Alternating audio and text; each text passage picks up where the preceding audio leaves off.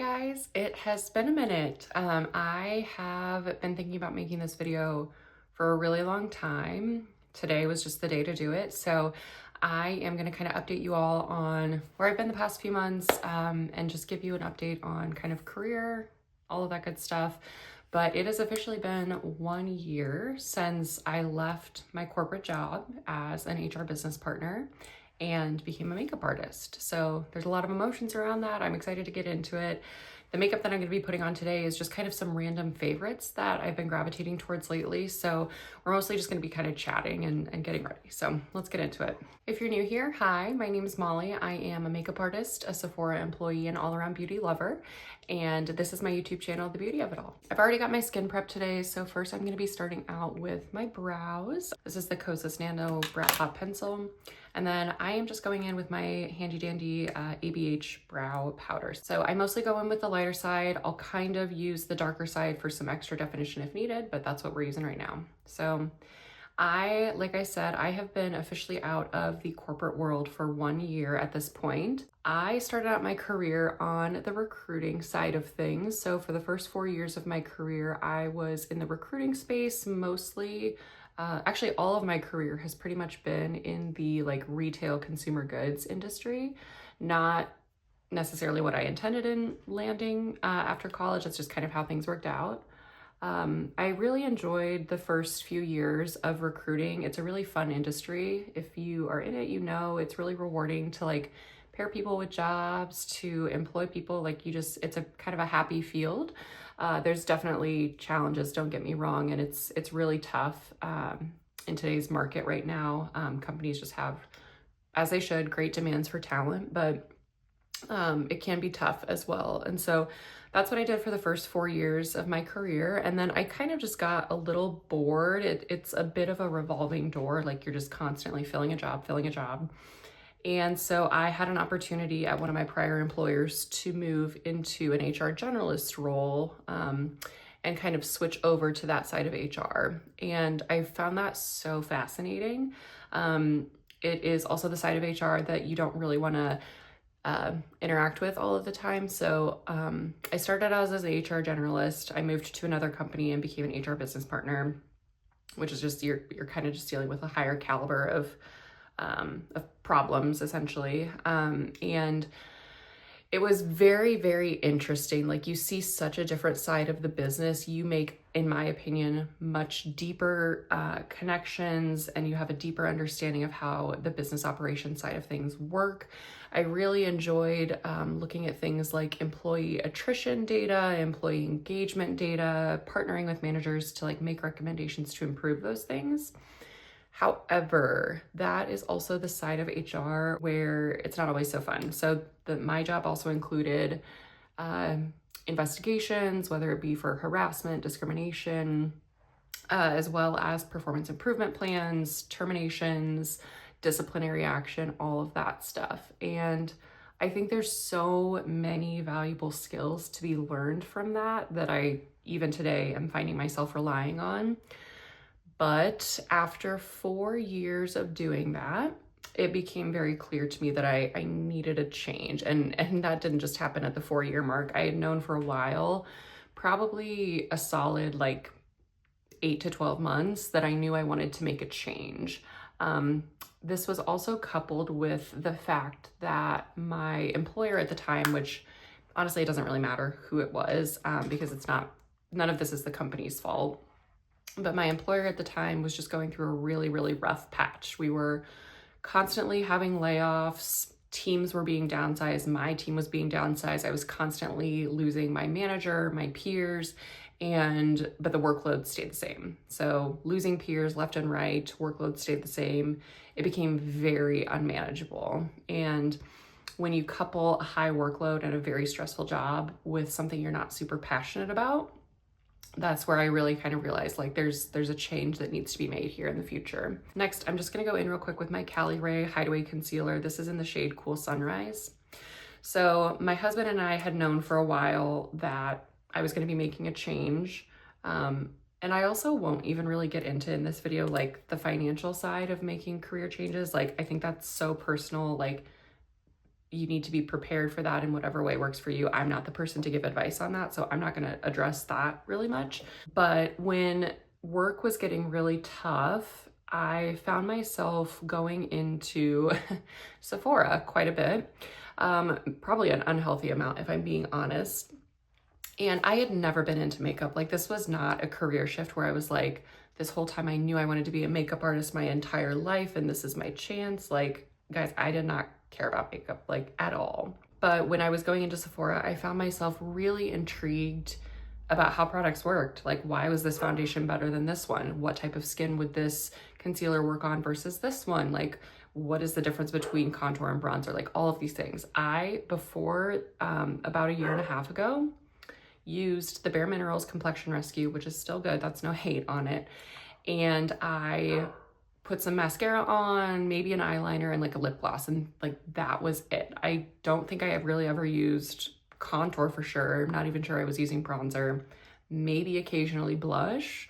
Had never owned a setting spray. Like I was not a makeup girly. I want that to be very clear, because I'm really proud of the fact of that and how far I've come. I think that's important. Next, I'm just gonna go ahead and I'm not going in with a foundation today, just my Hourglass concealer in the shade Silk.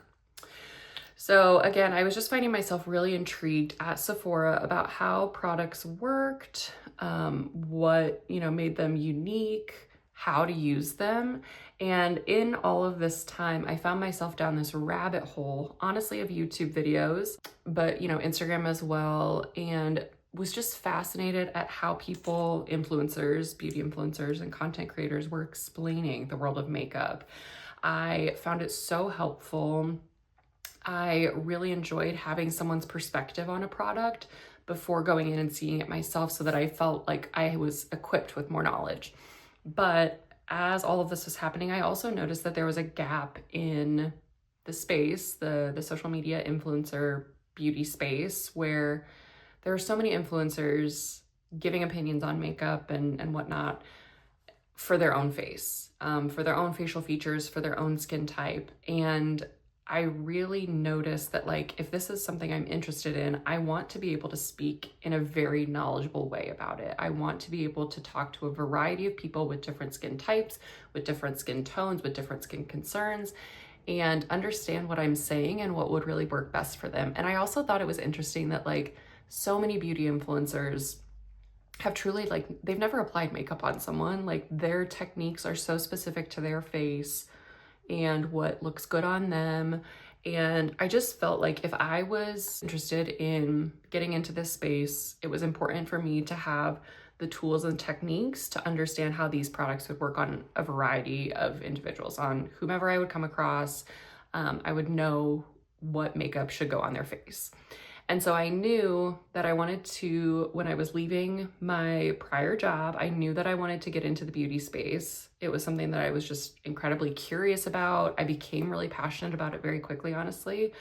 And Sephora was just like an obvious place to start. Like, you have a plethora of brands. There are so many brands in Sephora. And I just thought that it would be a really good ground zero place to just learn, like truly be a sponge. So I started there last March, and it was single-handedly, I think, the most beneficial, important decision that I've made in leaving the corporate world. I have met so many incredible individuals, both that work at the store, clients, and just everyone in between. It's been interesting to see how Sephora operates as a brand, and to just get so much more in-depth knowledge on products. One thing I really love is that Sephora will occasionally have brand reps come in. They have like the true expertise on the products. And so just getting to talk to them, hear about their trainings on the products has been so great. And working with just so many makeup artists, like Sephora employs so many makeup artists. And so just getting to learn from those people, bounce ideas off them, hear, their tips and tricks after being in the industry for so many years has been invaluable. While I was working at Sephora, I also met an individual who owns a makeup artistry team in the Kansas City area, which is where I live. And I'm also filming this on Super Bowl Sunday, so go Chiefs. But she brought me onto her team as a new artist. So I was able to get a lot of exposure to different clients, you know, all of that kind of stuff very quickly, which was wonderful. I'm gonna put a picture here because I, at this point, have only been applying makeup on other people for about 8 months now, I think, if my math is correct there. No, it's probably been closer to like 10 or 11 months now. So coming up on a year. Specifics don't matter, but coming up on a year.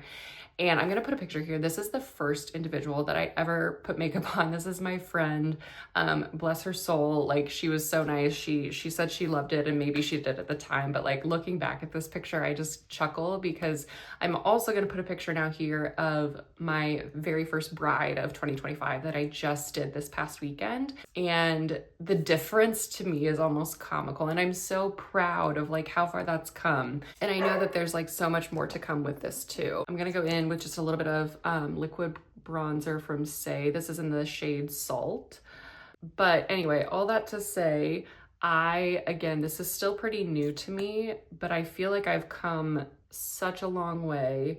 I'm also really proud because the team that I joined just won the Vendor of the Year for Kansas City as the best makeup artist of 2025. So like, just some really amazing things happening. And I think it's funny reflecting back on my time in the corporate space because I was good at my job. I wouldn't say that I was like super driven to be the best HR professional, but I think that just kind of came from doing it for 8 years. Like, I was getting bored for sure, but I also just got to a point where like I did not want to be responsible for decisions that were so drastically impacting people's livelihood. And someone has to do it. It's a super necessary job, but like no one wants to fire people. I'm gonna go in now with just a little bit of the Say Glow Sculpt. This is in the shade Quartz Glow. I love this for more like everyday, but just a little glowy natural makeup look. Candidly, I didn't know if this whole makeup thing would work out. I hoped that it would. I was so passionate about it.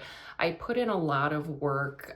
I've taken a few classes. I have watched countless YouTube videos. I have spent countless hours talking with makeup artists, practicing on people, learning just as much as I can. And while I'm really, really proud of the progress that I've made, I know like this is just the beginning, which is really exciting. I love that. But I think what's also been important to me throughout this year and a half time period, like just owning the fact that it's okay to change your mind in life. It's okay to change your career. The world is not going to fall apart. I was also really worried about like what people would think. You know, I was moving from a very serious, steady, normal job to something that's like pretty ambiguous, you know, not really well understood by a lot of people. It just kind of seems like this fun thing to do on the side. But I am so lucky. The people that I have in my life, my husband, my family, my friends were beyond supportive. Like just, I feel like I have such incredible people in my corner through all of this, which I think has made this transition that much easier and that much more fun. I'm just gonna do a little bit of tight lining on my upper lid. This is the Kulfi eyeliner, just in the brown shade. And then I'm gonna set my entire face. This is the Pat McGrath's. This is technically her under eye blurring powder. I have been using this all over the face lately. It's the softest shade of pink, so it's not too brightening, but I actually really like it just as an all over setting powder. It is so finely milled. So I'm just gonna go ahead and lightly set my face with this because I'm feeling a little shiny today. But again, I just think that it's really been eye-opening to know that like when I set my mind on something, like I am capable of making it happen. I have not single-handedly made like this career shift happen. Like I can't even begin to describe the support from my husband and truly like the friends and family that have been cheering me on throughout the way of this. But I do think that it's been important to instill this like extra confidence in myself that when I set my mind to something, I can do it. I'm just gonna use a little bit of the Armani bronzer powder. This is in the shade 90. So from here, I'm just so excited. Like 2025 is gonna be the first year that I'm fully in this space. And I already have 6 of my own brides booked for the year, which might not be a lot to some people, but it's 6 more than I've ever had before. And I think I'm working on a total of like 10 or 12 other weddings right now at this point. So I'm close to like 16 or 18 weddings already for the year.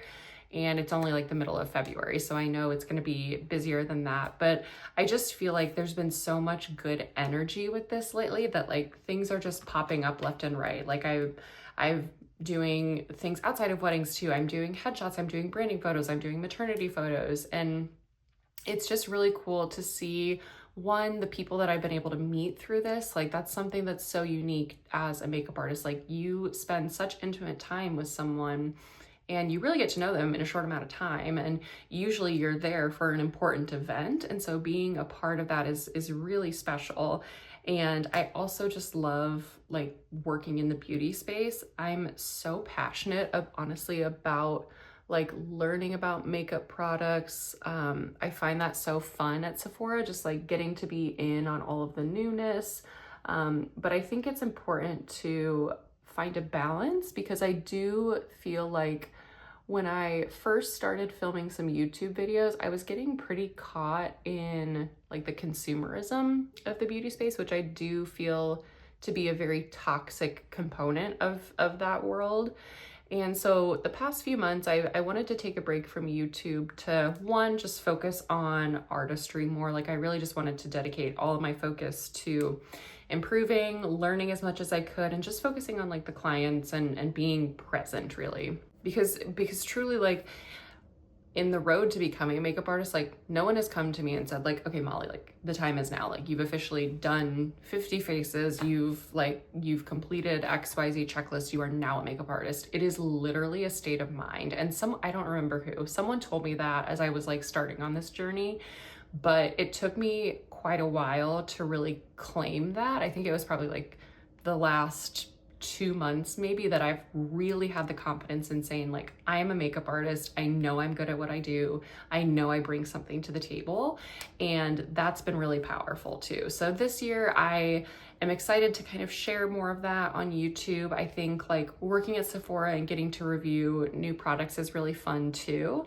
So there will definitely still be more of that. Speaking of new products, this is the new Haus Labs mascara that I've been trying out for a couple of weeks now. Honestly, I don't love it. I like it, but I really thought that I would love this more than I do. This is the wand, and it's supposed to be both a lengthening and a volumizing mascara. And I do agree with that, but I just don't find that it gives enough like fanning out to my lashes. It does a good job at lengthening. It does a good job at volumizing, but I don't find that it's as buildable as the YSL Lash Clash mascara, which is like my all-time holy grail. But I do think that this one, this Haus Labs mascara, would be better if you don't have super long, super voluminous lashes already. I'm very lucky. I have good lashes, and so I find that the YSL mascara is better for me. But I do know a lot of people's complaint or concern about that one is that it's too heavy because it is so buildable, it's so voluminous.